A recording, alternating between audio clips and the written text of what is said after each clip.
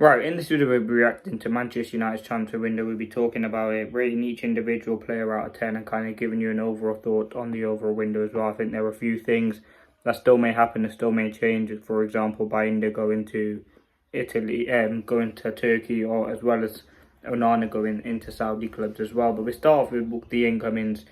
Diego Leon, 18-year-old, obviously Paraguayan left wing back, signed from Cerro Porteño. Again, this deal was actually done in July, in January, but didn't join until July when he turned 18. £7 million we paid for him. I think it's a very, very good deal. I think a player with a lot of potential, and if he doesn't work out, you can probably sell him for a bit of money in a few years. I think it's one of those, like a Kone, like a Cheeto, you want to bring in young, and hopefully he turns out into a big thing, and that is a good thing. I think United needed to do more of this, and I think bringing in someone that United have done like that is very, very good. I think Leon has potential. We've seen so far in pre-season there's something there to work with. Amorim likes him a lot. He probably won't play many Premier League minutes, and now with us being at the Carabao Cup, minutes will probably be scarce for him in the first team, but he definitely will get some good opportunities in the under 21s and maybe the under 18s as well. But yeah, all in all, I'm happy with him. I think he's a player with a lot of talent and potential, so I'd give that rating a 7 out of 10. Next one, Cunha. Listen, I'm not going to kind of judge him too early, but I think in terms of the signing and what we've seen so far, it would have to be an 8 out of 10. I think the talent that he has, prem experience, the quality. There was his release clause. United went in there early. There were clubs interested in signing him. Arsenal being kind of the main suitors with Manchester United to get him. He is a talented player. We've seen it so far. He's got prem experience at the right age as well. And I think we've needed goals. Listen, he hasn't scored a goal yet for Manchester United, but you can see he's a massive upgrade. Can play numerous positions as well.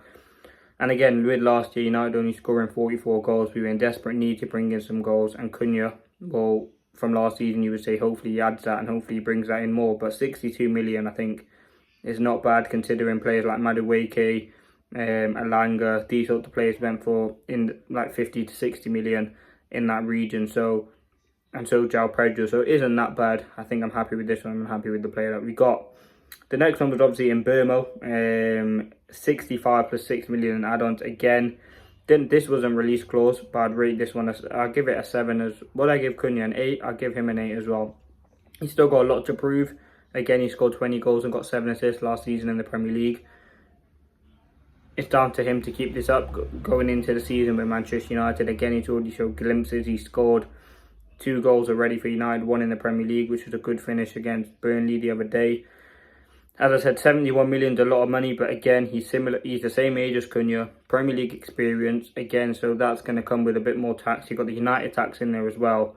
But all in all, again, he's another option. We needed goals. Again, he's a massive improvement, and I really, really do like him. So, yeah, I'd give him a solid 8 out of 10. I think he has potential, and hopefully he just lives up to that because, listen, we need players like Burmo. And again, Brentford sold that. It did take a long time to get the deal done, but ultimately I think we got a good deal. And yes, I'd want it to be in the region of 65, but it's 65 up front with 7 million in add-ons, 6 million add-ons, sorry. And I think it will kind of be paid in installments like the Cunha deal as well. Then the next one is Sesko, a 66.3 million pound plus 7.4 in add-ons. That takes it to 73.7 million pounds. Now it is a lot of money. I mean, we've kind of the criticism that has been over this deal is we spend a lot of money on Højlund, who again similar age or the same age actually when we signed him, similar sort of profile, hasn't scored many goals, relatively inexperienced. Now what makes Sesko different is, well, I don't really know. I think it's down to Manchester United to get that out of him. And again, I hope we can do that. But again, if I was to rate that signing, I'd give it a 7. I think it's still got room to work with. He's a young player. United have gone for a lot of young players, over experience, especially with Sesko. I mean, we had Watkins there. He was 29, but we went for the younger option, hoping that he could be at the club for the next 5 to 10 years.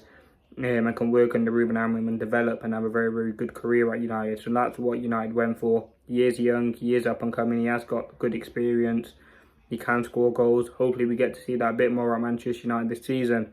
So I'd give him a 7. The last one's obviously Le Mans, only got him in a few days ago. It was a 21.7 million deal. Again, the younger option chose over Emi Martinez. Decent deal, I'm happy with him. He's a player with talent, quality. ambition. And again, he might not be the first choice, but he's a goalkeeper. And hopefully he can't be any worse than Binder and Onana. So listen, I'm happy with that. In that aspect, again, as I said, he probably won't start the Man City game, but there will be opportunities for him to play. I think we eventually might become our number one, which again is a positive. He wanted to join Manchester United, which is another boost. And again, he has talent, he has ambition, and I think he fits into this United team very, very well. So listen, we haven't seen him yet, but I'd give him a solid. I'd only have to give him a 6 out of 10. So in terms of spending, we spent 215 million on those 5 players, which again is all right. Again, obviously a large bulk of that coming from the main attacking department in Cunha and Burma and Sesko. But listen, I don't mind it. Now, in terms of the outgoings, we got a Garnacho 40 million permanent with 10% sell-on fee. I think that's a very, very good deal. Again, you would want 50 million. But I think the fact that we got 40, we got rid of him on a permanent. One of the players that didn't want to be at Manchester United, that is very, very good. So I'd rate that a 6 out of 10 actually. I think we could have got a bit more money. Anthony, 21 million plus a 50% sell-on clause. I mean, that is pretty good. 50% sell-on clause. Again, you'd want 30 million for Anthony, but 21 gets him off the books, get the wages off the books. I'd give that a 7 out of 10. Højlund, this is a good one. Loan fee, 5.2 million. So they get 5.2 million just for the loan. And a £38 million obligation if they qualify for the Champions League. That is very, very good. You look at Rasmus Højlund, a player who, again, just struggled at Manchester United. And it'd be nice money to get in. It won't be, obviously, nowhere near what we paid for him. But it'd be a decent sort of money to get if he does leave after 2 seasons. Rashford is a loan with 30.5 million option, and Barca paying 100% of his wages, which again is good. Gets another player off the book. I think he was on 200 to 250 grand a week. Decent player, quality, potential, talent. Not potential, he has to prove that he's a decent player at Barcelona. So all in all, happy with that. I think that's a good move for Rashford. Hopefully he picks up his confidence and they activate that 30.5 million clause. Then the last one, Sancho, 80% of the wages, United to extend the contract. So it's a loan, obviously, with obligation. Loan with Villa, no obligation in it. But listen, the aim is to kind of get rid of Sancho. I'd rate that one at 8.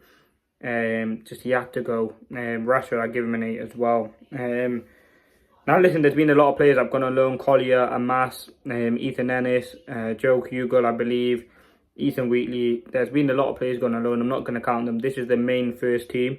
Now, if you want to look at the guaranteed money that we got, I think we got around 20 million for like sell-ons and all of this stuff from Fernandez, or Carreras going to Madrid. There's a few others as well that moved that we did get money for. But in terms of actual sales from United, we got around £66 million. So if you look at that as a net spend, it's around 150 something million. It's not bad.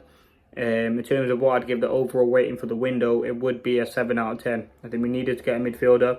Ideally, you want to get rid of Malacia, but again, that could still happen. You want to get rid of Binder and Onana as well. You wanted to bring in a midfielder, which was huge. But all in all, I think there's some good things in there. Getting rid of Garnacho was key. Getting rid of Anthony is huge on a permanent. Obviously, Højlund, Sancho and Rashford, you would hope would be on a permanent, but hopefully that will kind of be worked out in due course. We've got a lot of wages off the books, a lot of players gone. It's been a big squad overall for Manchester United. But let me know your thoughts. What would you rate the window out of 10? Peace.